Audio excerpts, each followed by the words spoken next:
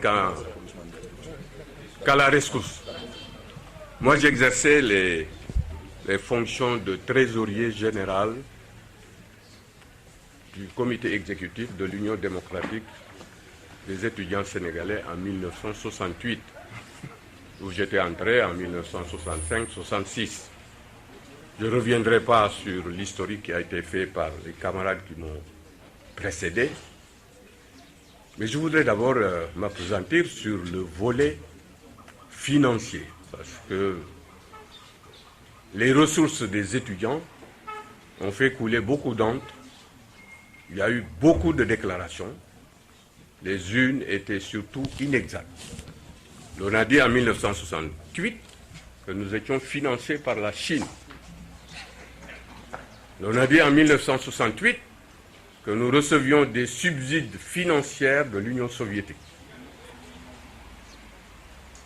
Bien entendu, les Américains ne nous finançaient pas parce que notre point de vue face à l'impérialisme et aux guerres de libération nationale en Afrique faisait que les Américains ne pouvaient pas nous soutenir.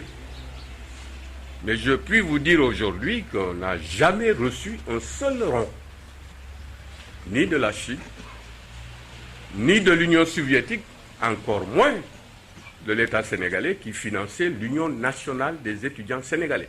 Il ne faut pas oublier qu'à côté de l'UDES, il exerçait l'Union nationale des étudiants sénégalais qui était une peau de chagrin et dont les étudiants n'osaient même pas dormir à la cité universitaire. Ils venaient prendre leurs cours, parfois ils étaient encadrés par des forces de sécurité et ils rentraient en ville. Donc nous avons produit beaucoup de tracts, nous avons rédigé beaucoup de tracts imprimés à l'époque. Je crois que certains d'entre vous connaissaient la maison Gestesner, entre la chambre de commerce et les allées canards. Il y avait une boutique qui vendait là-bas on les appelait des stencils. Et comme je gérais les finances de l'UDES, j'achetais tellement de stencils que lorsque l'épouse du gérant du magasin Steiner me voyait entrer, il disait à son mari Alana, le diable arrive. Parce qu'elle avait peur qu'on arrête son mari. Voilà l'aspect finance. Je me demande d'ailleurs si cet aspect financier, ces fonctions financières ne m'ont pas trop déteint sur mon itinéraire professionnel, je ne sais pas. Mais je retiendrai aussi de mai 68, quelles que soient nos trajectoires. Les Djoum, les Birahim Diaye, les Diop avec leur grand frère et son jeune frère Sidi qui était ici à l'université de Dakar, les Batili, les Mbaye Diak, les Makhtar Diak, les Moussa. Il y a quand même un ciment qu'il faut retenir de mai 68. C'est-à-dire nous n'avons pas tous les mêmes trajectoires, professionnelles, personnelles, familiales. Je le dis parce que j'étais dans le comité exécutif avec Mbaye Diak qui était le président du comité exécutif. Après, nous sommes sortis de l'université, chacun a choisi une profession. Mamadou Diop Decroix était élève au lycée Vanvo. Et quand ils voulaient mettre le feu aux poudres, on leur disait, mais attention, ce mouvement-là, ce n'est pas le vôtre. Vous êtes des élèves, nous sommes des étudiants, nous n'avons pas les mêmes revendications, faites attention. Mais ils étaient tellement, disons, engagés, que lors des négociations du 13 septembre 1968, on a habillé un élève qui s'appelait Mondou Diop en étudiant. Et il était membre de la délégation qui a négocié avec le gouvernement. On a mis Ablaye Bathily, qui était membre du conseil d'administration, comme membre de la délégation des étudiants pour permettre au conseil d'administration d'avoir un représentant. Parce que souvent, vous savez, dans les associations d'étudiants, quand vous venez rendre compte des négociations, des résultats de négociations, soit vous êtes pourchassé ou porté en héros.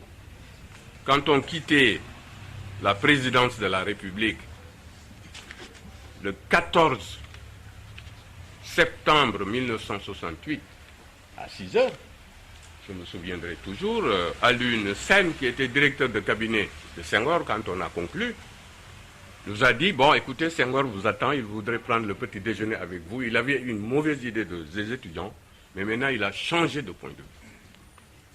Ah, on lui a dit, oui, c'est très gentil, mais on ne prend pas le petit déjeuner avec Senghor. Il a sa radio, il a ses photographes, et nous n'avons pas encore rendu compte à nos camarades étudiants pour savoir s'ils vont entériner les négociations qu'on venait de boucler. Et nous ne savons même pas, et je me souviendrai toujours, mon camarade Moussa Khan, dont la photo de négociation est toujours chez moi, il était tellement fâché qu'il avait boudé les négociations. Baïdia peut en témoigner. Il était tellement fâché parce qu'il estimait que les résultats des négociations étaient tellement faibles que si on se présentait devant les étudiants, ils allaient nous tabasser. Et ils nous traitaient, écoutez, camarades, vous êtes des traîtres, Senghor est en train de vous abuser. Donc on a décliné l'offre de Senghor, nous sommes partis, il faut le reconnaître aussi, tenir notre assemblée générale à l'école normale supérieure de Dakar. On nous a prêté les locaux de l'école normale supérieure. On n'avait pas de locaux pour tenir une assemblée générale. On était très inquiets. Parce que, est-ce que les résultats allaient être entérinés? On nous a porté un triomphe. Et Moussa Khan était tellement surpris, il disait, mais ces gens-là, c'est des cons. On a obtenu peu de choses, et ils sont très heureux. Ils étaient très heureux parce qu'il faut reconnaître qu'à la fin de mai 68, les étudiants étaient fatigués. Ceux qui sont aujourd'hui étudiants et ceux qui sont aujourd'hui dans des syndicats, il faut savoir négocier. Moi, je voudrais revenir sur un point qu'on n'a pas développé, c'est que quand nous a sortis du camp Archinard dans des camions militaires et qu'on nous a jetés devant l'école de police, encadrés par encore les fameux GMI pour aller récupérer nos bagages à la cité universitaire, aussitôt les bagages récupérés, on nous a mis à la rue. Mais les camarades ont oublié de dire qu'il y a eu une lutte très importante lors de notre libération a coïncidé avec le décès du président Lamine Gueye. C'est ce jour-là que le président Lamine Gueye a été inhumé. C'était très chaud. Dakar était quadrillé. On nous a permis de récupérer ce qui restait de nos bagages. Et puis, on a quitté la cité universitaire. Mais ce qu'il ne faut pas oublier, c'est qu'on a continué à lutter. J'ai entendu Birahim Diagne parler tout à l'heure de Pangolard. Il y a beaucoup de gens qui ne savent pas ce que c'est. Il y a un monseigneur qui était évêque dans le Sine, qui a écrit sur les pangols de Serrère.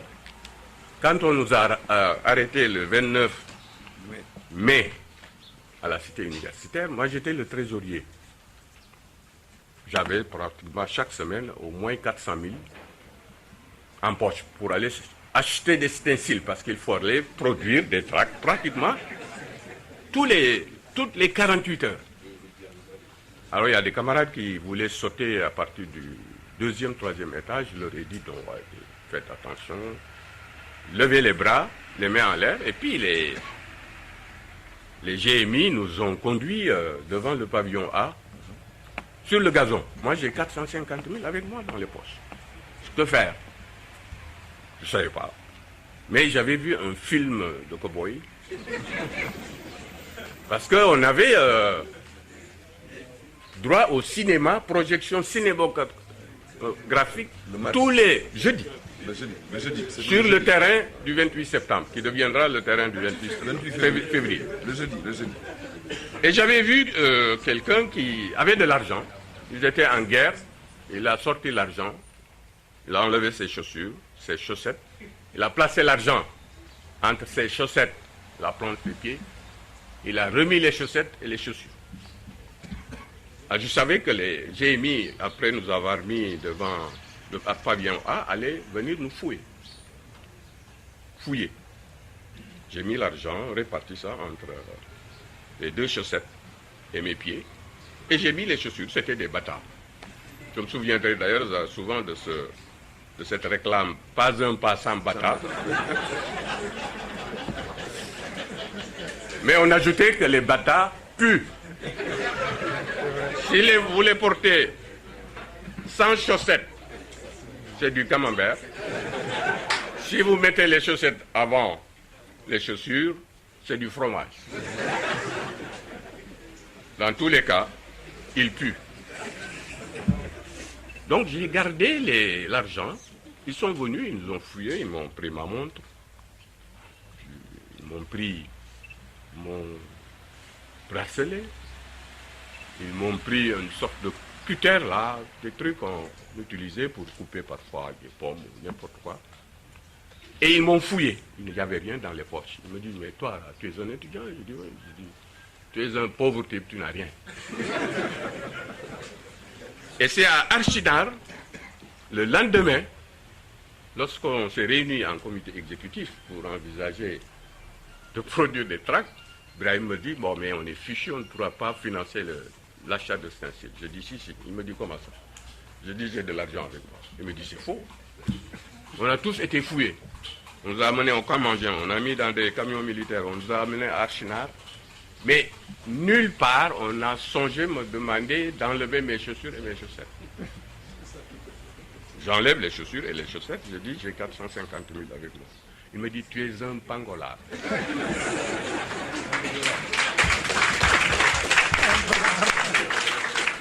Alors, je vais conclure par peut-être 3 idées. Alors, il faut que nous fassions attention. Mai 68 n'est pas uniquement sénégalais. C'est un mouvement africain. Bachelet l'a dit, Brahim Diagne l'a répété, Mbaye Diagne est revenu là-dessus. Ce sont des étudiants africains de tous les pays qui avaient envoyé des étudiants à Dakar, plus les Sénégalais qui ont géré mai 68.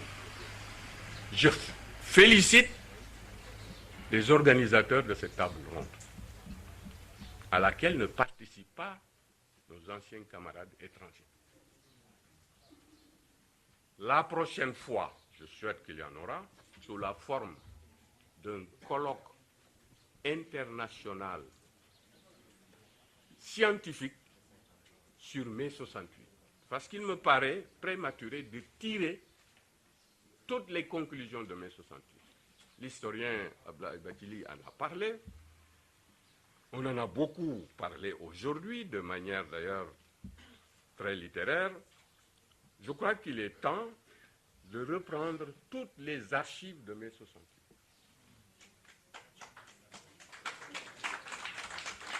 D'envisager l'organisation d'un colloque scientifique international. Puisque mai 68 s'est produit un peu partout.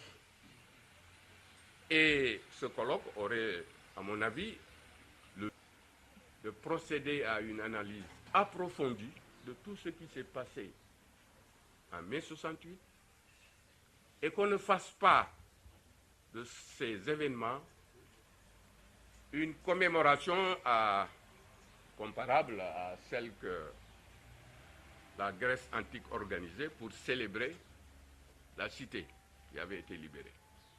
Je crois qu'il faut réfléchir, analyser mai 68, tirer toutes les conséquences de mai 68, et je crois que le service qu'on peut rendre aux générations qui viennent après nous,